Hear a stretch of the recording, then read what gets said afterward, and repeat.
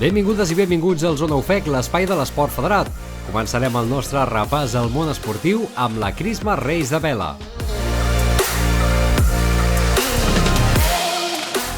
Repassarem una nova edició de la Crono Núria. A Blanes ens esperen els millors jugadors i jugadores de vòlei català. I a més, des de Mont-roig del Camp repassarem l'Open Catalunya de billar.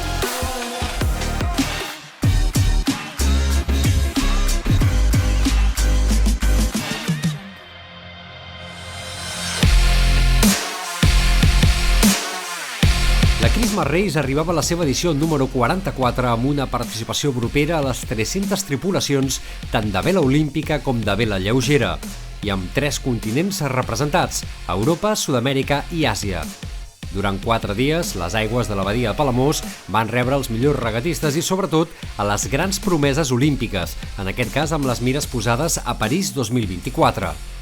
Des de fa diversos anys, la regata gironina és el gran banc de proves per als equips més potents del continent, com poden ser la Gran Bretanya, França o Itàlia, que no dubten a enviar els seus millors equips a aigües de la Costa Brava. Palamós sempre ha estat molt ben considerat a nivell continental, sent la referència i regata espanyola de referència del circuit Eurolimp.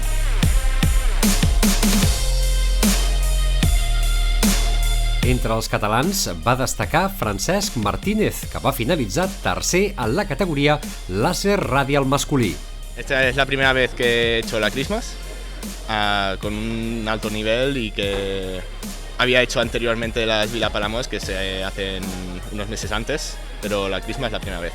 Bueno, han sido unos días de navegación muy duros, con la alta intensidad de viento, y hoy el día ha sido difícil, con roles muy variantes y pues nada, o sea, sobre todo ser constante, que es lo más importante sobre esto.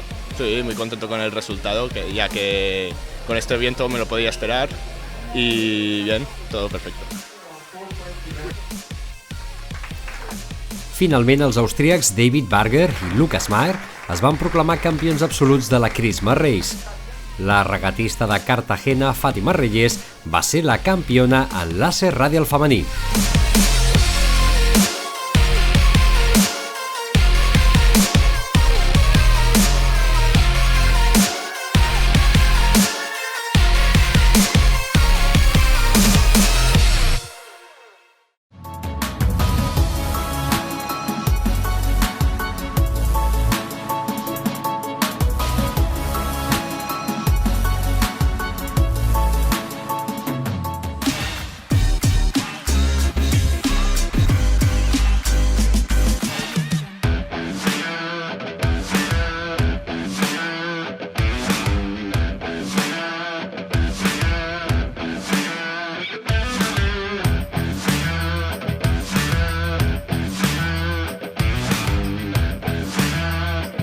Hi havia 4 places que s'havien d'ocupar pels Jocs Olímpics de Joves i hi ha els 4 esportistes que representaran, en aquest cas, que aniran als Jocs Olímpics.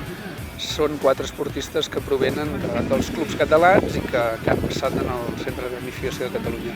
I el conjunt de la feina entre el que es fa en les entitats, el que podem fer en el Centre de Tecnificació i també el que fan amb altres tècnics quan estan amb altres joves andalusos, bascos, això ha portat a fer un treball que els ha facilitat poder-los classificar per aquestes 4 places. Nosaltres, com a tècnics dintre del Centre de Tecnificació de Catalunya, el que fem és desenvolupar tots els joves en tots els aspectes físics, diguéssim, d'entrenaments, a nivell tècnic com a nivell també de seguretat en muntanya per el que comporta la nostra disciplina de l'esquí de muntanya. El centre és un grup d'esportistes, en aquest cas tenim 19 esportistes d'arreu de Catalunya.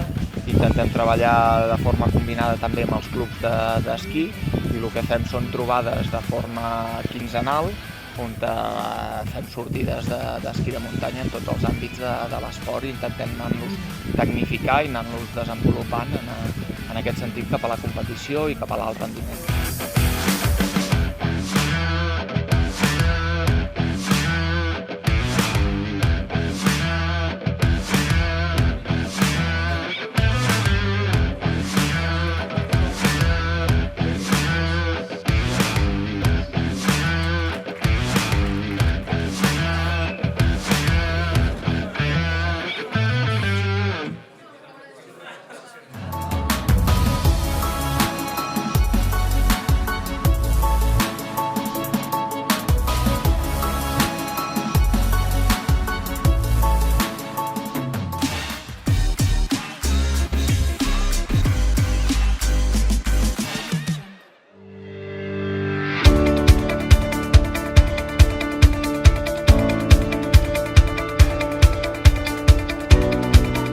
sempre hi ha ganes de vòlei, i més d'un aconteixement així és perquè és un acte que reuneix a les millors jugadores de cada regió de Catalunya i és un aconteixement que esperen amb moltes ganes les jugadores.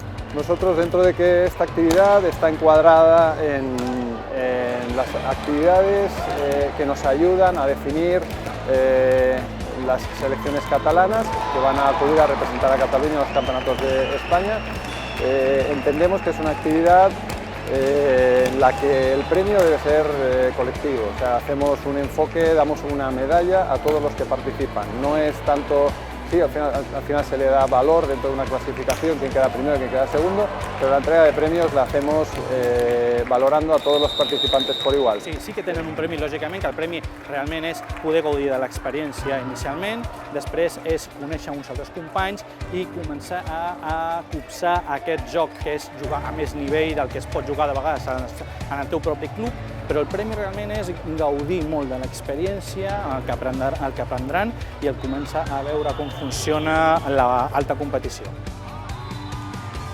Hi ha jugadors que destaquen molt, però la resta, el seguit masculí, han repartit molt bé els equips i crec que estan molt equilibrats i hi haurà una disputa molt interessant.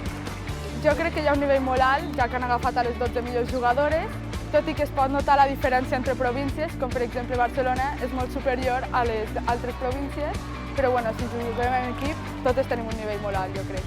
La clau és tenir confiança i cooperació perquè un equip funciona molt bé si totes ens ajudem entre nosaltres. Quan una va malament, si totes ajudem és la manera de guanyar.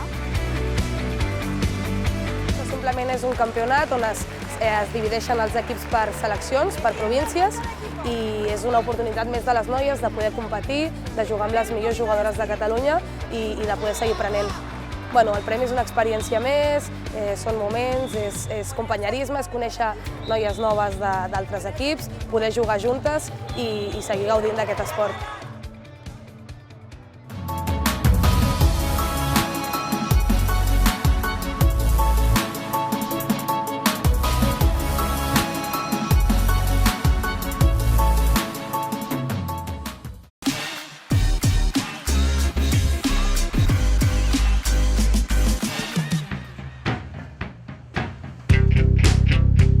La federació es basa en dues lligues, una lliga de 3 bandes, una lliga de joc curt, després una copa que es fa a les 3 bandes i després la competició individual de totes les divisions i totes les modalitats de joc. I llavors els Opens són un complement, perquè amb els Opens, amb les altres competicions individuals és per divisions. Jugues només amb els companys de la teva divisió i amb l'Open pots veure gent de nivell superior. És un altre ambient, és diferent, és un sistema diferent, és un complement.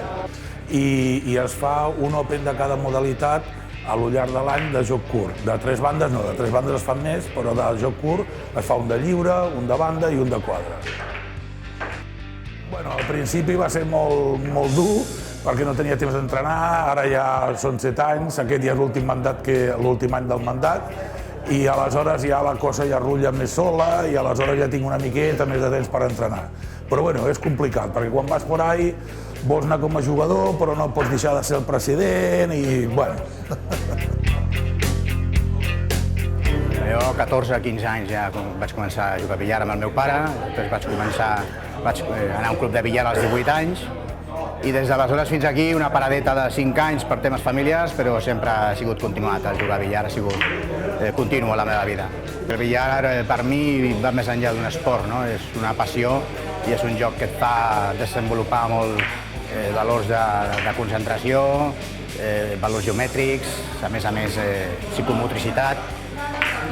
Hi ha tot un conjunt de coses que és una mica com una droga, enganxa molt el billar i la veritat és que el que ho prova normalment li acaba agradant el billar a la que coneix una miqueta com roden les boles i com van les coses. Per mi és una passió. Aquesta modalitat és una modalitat bàsica del billar, però s'hauria de començar sempre, que és fer carambola sense cap límit de bandes ni cap limitació. I és com s'aprèn en principi a jugar a billar, després hi ha modalitats més difícils, però aquesta, el que m'apassiona d'això és la concentració tan brutal que s'ha de tenir quan saps que en un moment donat un jugador pot entrar i te les pot fer totes, les caramboles, aleshores has d'intentar fer-ho abans que ell. I és sempre no qui fa més boles, sinó qui falla menys. I aquesta és una part que li dona una tensió i s'ha d'estar molt concentrat. És molt dur, psicològicament és molt dur la modalitat de la lliure.